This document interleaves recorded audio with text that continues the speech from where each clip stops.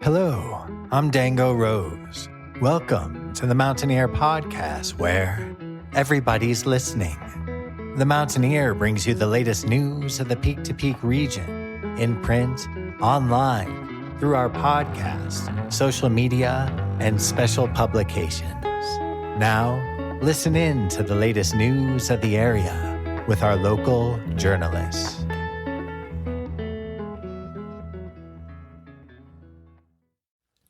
PSPS. You're probably sick of hearing these four letters jammed together by now. Xcel Energy's public safety power outages kept thousands of peak-to-peak residents in the dark last week. The lights are finally back on, at least for now. Due to abnormally warm temperatures and wind speeds reaching upwards of 100 miles per hour, creating extreme fire conditions, the utility company cut power for customers across Boulder, Clear Creek, Gilpin, Jefferson, Larimer, and Weld counties. Combined with unplanned outages, over 100,000 customers lost power over a period of 96 long, dark hours. In Ned, generators kept a few local businesses running through the weekend. Xcel finally restored power at 5:45 Saturday, December 20th, after 36 straight hours in the dark.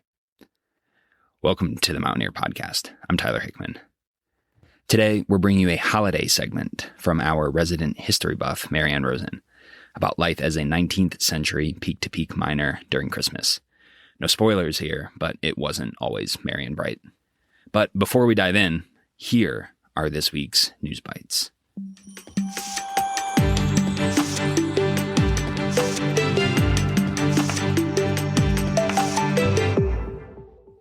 After more than a century of doing business, Perry's Shoe Shop is saying goodbye on December 31st. The family-owned store existed in locations all over Boulder for more than 90 years, until moving to its final location in Nederland in 2017. While the business is still successful, owners George and Becky Perry decided to close up shop for good and slip into their retirement shoes. Until then, everything in the store is 50% off. So make sure you come in, pay your respects, and nab a new pair of boots before they're closed. Also, the delayed cleanup of ash and debris left behind the Lakeview Fire, which destroyed the Caribou Village shopping center in Nederland on October 9th, was cause for concern for residents during last week's windstorms. An alert from Boulder County urged residents to keep windows shut, use air purifiers, and replace dirty furnace filters amid hurricane-force winds to avoid potential health risks. The county reassured residents there is no concern of toxicity, pointing to air quality data that shows no elevated levels of chemicals, but to still take precautions. The cleanup has been marred in red tape, according to the site's owner, Tebow Properties. State officials have been unable to test the whole building for asbestos because of safety concerns. Until then, they can't sign off on a demolition permit. Previous testing showed no signs of asbestos, but the state says more complete testing must be done first. Until then, no timeline for a cleanup is in place. And finally, the moment you have all been waiting for. You voted, we counted. The Mountaineer Pet of the Year award goes to Bubba Ganoush, your favorite pup. I'm personally disappointed that the Peak to Peak's favorite pet mouse, Fern, didn't pull out the win, but who can compete with a dog who can fit a full bottle of root beer in its mouth? Better luck next year, Fern, I guess. And that's going to do it for today's News Bites. To read these stories and so much more, pick up this week's paper or head to the mtnear.com. Today's main segment takes us deep underground on Christmas Day more than a century ago. It was common for miners to toil away in the darkness 7 days a week, but did they come up for air for the holidays? Maryann Rosen has a scoop. Here she is. I'm Maryann Rosen, bringing you history, lore, or stories from or about the mountains you live in. The Christmas season is upon us, and with it the music, lights, decorations, presents, food, and celebrations with family and friends. But what of Christmas in the 1890s in the Peak to Peak area, especially for the miners? Contemplate this. Deep beneath the terrain above, shafts made of earth and wood, drips of water coming down from the roof of the tunnels, puddles forming muddy pathways where men's boots slosh along. Mice and other rodents scurry around in the oppressive, inky darkness, lit only by whatever lanterns miners carry in, often providing and paying for them by themselves. Gloomy shadows dance across the walls, conjuring up scary and mysterious things, including the frightening images of those legendary imps called Tommyknockers. At all times, the noise of the miners' pickaxes break any peaceful silence, rumbles of earth and rocks crumbling and falling. Perhaps one also hears songs sung, helping miners to pass the very long and hard days. Mining was and is an extremely difficult, dangerous, and intensive job. Toiling underground in extreme cold, snow and ice, at shift's end coming up for air, dirty, wet, sweaty, and exhausted. Thus was mining in the winter during the holiday season. Was Christmas a break from this? Did the holidays provide respite from the mines? And if so, what would those holidays have looked like? To begin, let's go back to what celebrations were like from whence the miners came. A lot of the miners in the Colorado peak-to-peak area came from Cornwall, a county in England. After the mines there closed, a lot more of them migrated west from eastern states to find their fortunes during the gold rush, often without families. Beginning Cornwall, 19th century. Christmas was a vibrant, festive, and distinct celebration featuring some unique traditions. These included guys dancing, done by masked costume revelers, elaborately decorated wreaths with candles, the ceremonial chalking the mark or drawing on a Yule log, with local delicacies such as muggety pie, made from sheep entrails and cream, mince pies, squab and mackerel pies, and eggy hot, made with sugar and rum. Lights on church towers, twinkling lights in windows, caroling, dancing with hobby horses, blessing apple orchards, and wassail were abundant. It was a joyous, festive season and time of year. Some of these traditions made it across the pond to the United States. Meanwhile, in the eastern U.S., traditions brought from European countries were being followed. However, the rowdy revelry evolved into a family-focused holiday, incorporating the German Christmas tree, decorated with homemade ornaments crafted from paper and popcorn. The scent of evergreen boughs, pine cones, and holly, along with the tantalizing smells of goose or turkey, puddings, mince pies, homemade cakes, and gingerbread wafted through the air. Caroling and public celebrations occurred. Christmas cards had become a new practice. Small gifts such as corn husk dolls, scarves, tools, or treats of fruit and candy were given. Stores began cashing in on gift giving to the chagrin of many. The era saw the rise of Santa Claus, influenced by Washington Irving and Clement Moore's The Night Before Christmas, alongside Victorian traditions seen in Charles Dickens' A Christmas Carol. These blended old customs, new commercialism, along with an emphasis on domestic coziness and charity. At that time, the New York Tribune contended that nowhere in Christendom had the poor remembered so generously as they are at Christmastide. The creation of this newer American Christmas was also seen as a response to social and personal needs that arose at a particular point in history. The Civil War as well as the unsettling process of urbanization and industrialization. Christmas celebrations help to make sense of the confusion of the era and to feel secure and united, even just for a short while each year. The warmth, coziness, feasts, scents of pine and Christmas tree, and caroling were seen as the norm. At this time in history, expansion west was also happening, and the gold rush brought settlers to the Wild West and to our peak-to-peak region.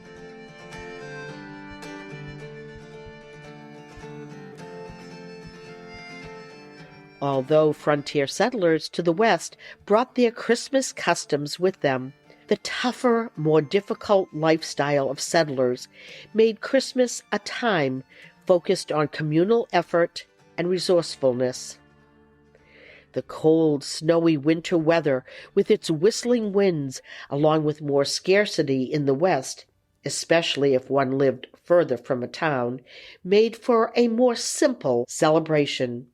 Community-focused celebrations centered on attending church, visiting neighbors, shared meals, rustic decorations, and handmade gifts.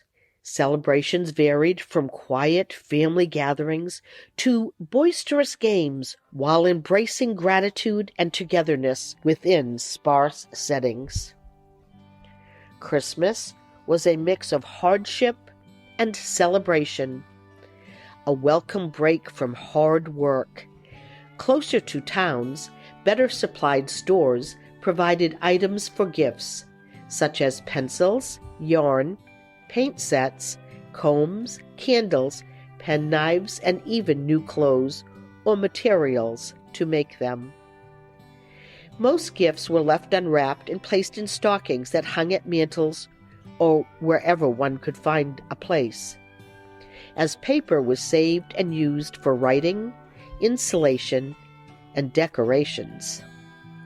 Christmas dances at church, school plays, and concerts featuring local musicians playing fiddles, banjos, horns, and bagpipes were all held and enjoyed. As railroad lines, refrigerator cars, and the beginning of mail order services arrived, they influenced Christmas meals and gifts. But the true meaning of Christmas, community spirit and appreciation, continued to flourish throughout the West. Along our peak-to-peak, with the environment raw and beautiful, with deep snow defining the season, a beautiful, quiet atmosphere was created along with a rugged frontier experience. The unique beauty of the area during this season was often noted by William Byers, who founded the Rocky Mountain News. Culling observances from Victorian traditions, and in Nederland from Dutch ones, Christmases along the peak-to-peak were a mix of hearty mining town revelry with quieter family celebrations. Caroling, warmth from fires, simple decorations, candles, and gifts may have been far from our modern festivities, but they were rich in the quiet beauty of the snow-covered Rockies, and they contrasted starkly with some of today's more tourist-centric holidays. And now, circling back to our peak-to-peak miners, did they partake in all of this merrymaking and jubilation? The answer is they usually did not. Mines were open most hours and days. Sundays were generally, but not always, observed as days off. But if they were, Christmas and holidays that did not fall on Sunday would have found the miners working. Labor movements fought for better conditions, including holidays off, but work continued through Christmas in many mines. In essence, holidays were a luxury, not a guarantee, and miners were expected to work unless circumstances or union power intervened, making Christmas a typical workday for many in the mines. Mines prioritized production for profit over all else. As the industry matured and unions grew, holidays became more respected, but year-round shift-based work still meant that many missed the holidays. With the uncertainty of the mining industry and the lure of quick riches, many miners worked whenever possible, often year-round, whether hot summers, harsh winters, or those same holidays. Today, most people have Christmas off, and this festive season is full of many local activities: parades, snowman festivals, sweet strolls, tree lighting ceremonies, fundraisers, holiday light displays, holiday markets, caroling, Christmas happenings, and music and concerts depending on the individual town. Check out the Mountain Ear online or in print for activities in your neighborhood. So, during this festive season, and whatever observances, customs, or holidays that you celebrate, we hope you have a warm, cozy, happy season with family, friends, good food, music, and joy. May they all be merry, bright, cheery, and may they be filled with warmth, love, and laughter. And may 2026 be a good one.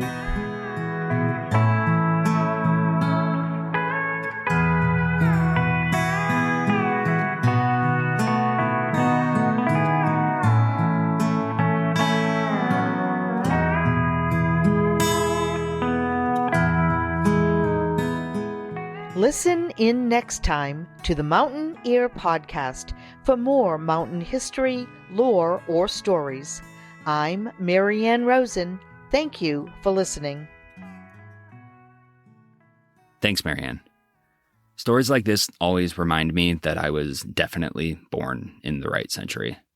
I'll happily take my cookies and a movie marathon of the Santa Claus over a work ethic hardened by subterranean labor any day. That's all for today. Special thanks to you, our listeners, for tuning in over the holidays. It means so much to us every time you tune in, whether it's to hear this week's news, catch up on local history, or learn about local artists. You keep us coming back to the studio every single week. As always, if you have a tip or you just want to get in touch, shoot me an email at tyler@themountainer.com. From me and from the rest of the team at the Mountaineer, we wish you the happiest of holidays. Go eat, drink, and be merry with your loved ones. I'm Tyler Hickman. Thanks for listening. We'll see you next time.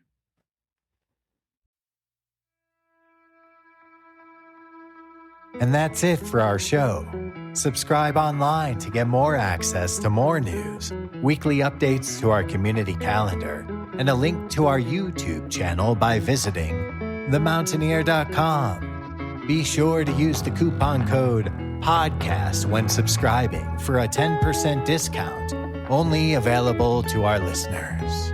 If you are in the local Peak-to-Peak area, be sure to pick up a print edition of The Mountaineer at a local business. I'm Dango Rose. Thank you for listening.